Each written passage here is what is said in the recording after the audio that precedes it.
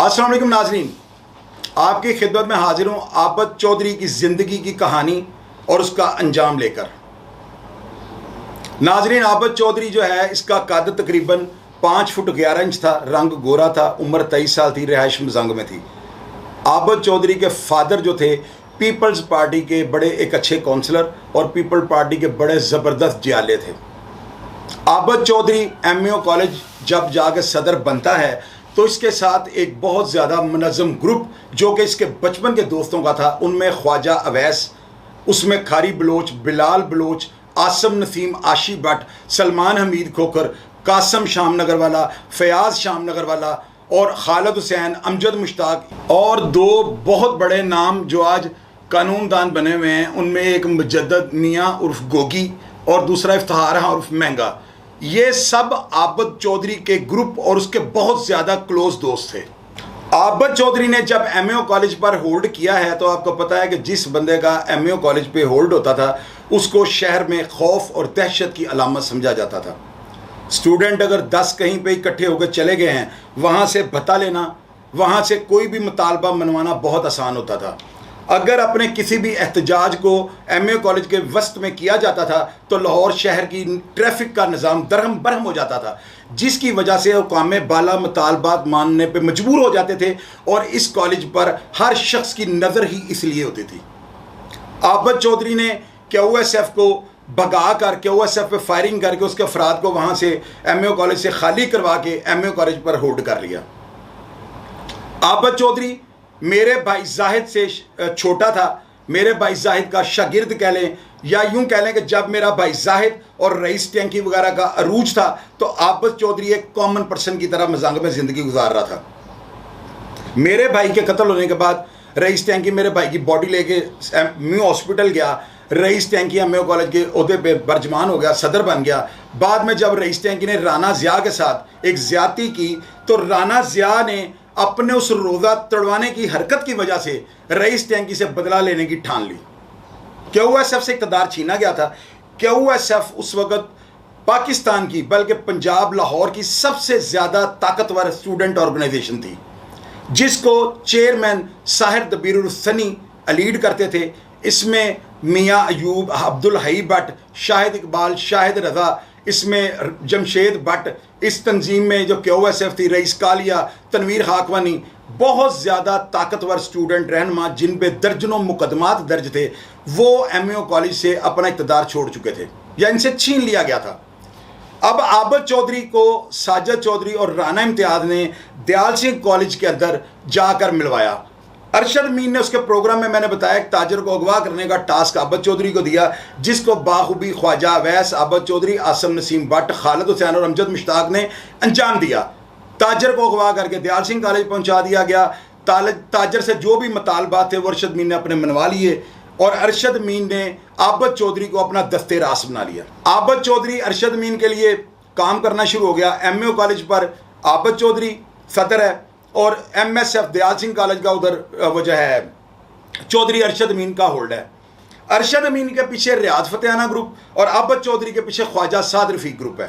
ये दो ग्रुपिंग थी, MSF के दो धड़े बन चुके थे। अब नाजरीन होता यह है कि जिस दौरान आबद चौधरी एमईओ कॉलेज का सदर था, उस दौरान मेरे ऊपर मैंने अपने वालिद साहब के कत्ल की FIR दर्ज करवाई थी। उस FIR में मेरा एक मुलज़म जो कि आबद चौधरी का बहुत ज़्यादा दोस्त था, उसका नाम था सलमान हमीद खोखर, जिसकी वजह से एक दफ़ा आबद चौधरी ने मेरे म्यूज़िक सेंटर वाक़या शामनगर रहमत मार्केट वॉक इन म्यूज़िक के नाम से दुकान का नाम था। आबद चौधरी ने अपने दोस्तों अमजद मुश्ताक, खालिद हुसैन और सलमान हमीद खोखर के साथ मेरे ऊपर आकर बहुत ज़्यादा तशद्दुद किया। और आबद चौधरी, ये बात हकीकत है कि आबद चौधरी सबको ये कह रहा था कि यार इस तरह ना करो, तुम गलत कर रहे हो। जाहिद हमारा दोस्त था, बड़े भाइयों की तरह था, लेकिन वो सलमान हमीद खोखर एंड कंपनी बाज नहीं आ रही, वो मेरे ऊपर तशद्दुद कर रहे हैं। इस चीज़ के और इस वाक़े के गवाह अभी भी शामनगर के दुकानदार मौजूद हैं। आबद चौधरी वगैरह इन्होंने असला ठीक करवाना होता था। मेरी म्यूज़िक सेंटर की दुकान के पीछे एक असला ठीक करने वाली दुकान थी जिसका नाम था शमसुल हक। शम्मद साहब असला डीलर, असला रिपेयरिंग सेंटर जो थे, इनके पास जो भी स्टूडेंट, रईस टैंकी, सफदर जट साहब, आबद चौधरी, जितने भी स्टूडेंट्स थे, अगर इन्होंने अपने गैर कानूनी हथियार अगर ठीक करवाने होते तो इनको किसी का रेफरेंस देना पड़ता था। मेरे चूंकि वो किराएदार थे, इस वजह से ये सब मेरे पास आते थे और मेरा इनके साथ ताल्लुक भी था भाई के कत्ल होने के बाद। अब आबद चौधरी जो था बेसिकली वो बहुत बहादुर था, और दुश्मन भी अगर बहादुर हो तो उसकी बहादुरी की तारीफ करनी चाहिए। आप लोग मुझे कहते हैं कि जिंदगी करते हैं मरोगे नहीं, और भाई जो सच है मैं वो करता हूँ। मैं हकीकत, मेरे भाई जाहिद से ज्यादा दिलेर कोई भी नहीं था। कोई कमेंट बॉक्स में आ गया आप बताए तो मैं उसकी जवाब का जो है ना, उसके सवाल का मैं जवाब दूंगा। मेरा भाई इन सबसे ज्यादा फास्ट था और सबसे ज्यादा पैरवी ताकत मेरे वालिद साहब करते थे। मेरे वालिद साहब उसको निकलवा लेते थे, जिसकी वजह से सारे स्टूडेंट तंजीमों के सरबराह मेरे भाई के दोस्त थे। ख्वाजा साद रफीकी अफ्तार पार्टी से आते हुए चौक नाखुदा में मेरा भाई कत्ल हुआ। ये सब बातें पहले की हैं, बाद में इसका आबद चौधरी का इक़्तिदार आ गया। अब नाजरीन होता यह है कि अरशद अमीन जो है उसको ये पता लग जाता है कि आबद चौधरी एमए कॉलेज में बैठने का नाजायज़ फ़ायदा उठा रहा है और मुझे लोगों में बैठकर लेट डाउन करता है। जब टेक्नोलॉजी कॉलेज रेलवे स्टेशन पर दोबारा कब्जे की बात हुई तो आबद चौधरी वगैरह ने इसका साथ देने के लिए इससे वादा कर लिया। रेलवे रोड जो टेक्नोलॉजी कॉलेज था वहां पर अटैक होता है और उस अटैक में एक चौकीदार मर जाता है। अब उस चौकीदार के कत्ल की एफआईआर से ये दो धड़े जो है ना आपस में बन जाते हैं। पहले ये एक थे, आतिफ चौधरी को भी आबद चौधरी ने अरशद अमीन से मिलवाया, क्योंकि आतिफ चौधरी एक दफ़ा आबद चौधरी लोअर महल थाने पकड़ा जाता है और वहाँ पर अपने तफ्तीशी को कह के आतिफ चौधरी के साथ रियायत करवा देता है। ये डकैतियों के मुकदमात में था और उस वजह से जो तफ्तीशी था, जो आबद चौधरी का वाकफ था, वो रिलीफ दे देता है और इस हमदर्दी से इसके अंदर दोस्ती का बीज जन्म लेता है। और यही दोस्ती बाद में 1 साल बाद आतिफ रहा होता है। आबद चौधरी जो 6 माह बाद बाहर आ जाता है, ये आतिफ की मुलाकातें करता है और ये दोस्ती बहुत ज़्यादा मुनज़्ज़म होना शुरू हो जाती है। आबद चौधरी ही आतिफ चौधरी को अरशद अमीन से मिलाता है। अब ये नाजरीन इस तरह बहुत ज़्यादा अरशद अमीन लीड कर रहा था और आबद चौधरी ये सब इसके अंडर काम कर रहे थे। अब जब उस कब्जे पे गार्ड कत्ल होता है तो सबको आपो ताप पड़ गई। अरशद अमीन ने खुद को क्लियर करवाने के लिए सियासतदानों की रहनुमाई हासिल की और वो क्लियर हो गया। अब इसी दौरान आबद चौधरी दूसरे मुकदमात में और इस कत्ल में कैंप जेल जाता है और जब आबद चौधरी कैंप जेल जाता है तो वहाँ पर 4 ब्लॉक में पहले से जेदा सिख और सज्जाद साबरी मौजूद थे। इनका झगड़ा हो गया। शाम को अरशद अमीन जेल के अंदर आता है, इसकी बाकायदा तौर पर प्रोटोकॉल के साथ मुलाकात करवाई जाती है। अरशद अमीन आतिफ चौधरी और अरशद अमीन सज्जाद साबरी और जेदे सिख को बुलवाता है, साथ हो आबद चौधरी और ख्वाजा अवैस को बुलवा लेता है। इस मुलाकात के दरमियान वहां पर एक 25 साल कैदी, जिसको पाकिस्तान के तमाम लोग जिन्होंने जेलें काटी वो जानते हैं, उसका नाम शाहिद कदीर था। शाहिद कदीर भी वहां पर मौजूद था। यह वाकया मैंने मुख्तलिफ दोस्तों से सारे हालातों वाकया जानकर आपके आगे बयान कर रहा हूं, इसमें कोई झूठ नहीं है। आबद चौधरी ने अरशद अमीन चौधरी को गुस्से में एक थप्पड़ रसीद कर दिया। अब उस थप्पड़ पड़ने के बाद आबद चौधरी जो है तलख जुमलों का तबादला होना शुरू हो गया।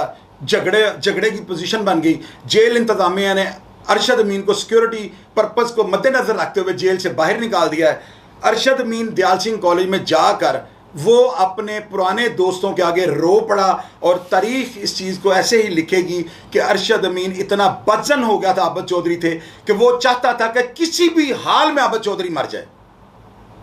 इस बात का रंज आरिफ चौधरी को था। अगले दिन वो कैंप जेल इसकी मुलाकात पे आता है और जब वो मुलाकात पे आता है तो तलख जुमलों का तबादला होता है। आरिफ चौधरी उसको ये कहता है कि आबद चौधरी, आज तक तुम्हारे कत्ल में मैं रुकावट था, लेकिन अब उल्टी गिनती गिन लो। अब मैं अरशद अमीन को कहूँगा कि तुम्हें जिस तरह भी हो तुम्हें कत्ल कर दे। अब तुम्हारे कत्ल के लिए मैं अरशद अमीन को फीडबैक करूँगा, अपना किबला दुरुस्त कर लो, अब मैं तुम्हारे पीछे हूँ।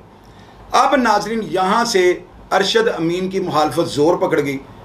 अरशद अमीन चौधरी बहुत बड़ा प्लानर था। अरशद अमीन बहुत बड़ा गेमर था। अरशद अमीन अपने दिमाग के साथ जो शहर पर राज करना चाहता था। आपको मैंने पहले प्रोग्राम के स्टार्ट में बताया है कि जब दुश्मन बहादुरी की हदें पार कर जाए तो उसको मारने के लिए प्लान नहीं, साजिश करनी पड़ती है। तो क्या अरशद अमीन अपनी साजिश में कामयाब हो गया? क्या अरशद अमीन आबद चौधरी को मरवा सका या आबद चौधरी इसके कातलाना हमले से बच जाता? ये सारी बातें और उसका असल कातिल कौन था, ये बातें आपको मैं अगले प्रोग्राम में बताऊंगा। इस प्रोग्राम में जितनी कहानी मैंने आपको सुनाई, अगर इसमें कोई मेरी बात से इत्तफाक ना करे तो कमेंट बॉक्स में आ जाए, मैं विद प्रूफ अपनी बात दलील के साथ साबित कर दूंगा। अपना ख्याल रखिएगा जी। पाकिस्तान जिंदाबाद।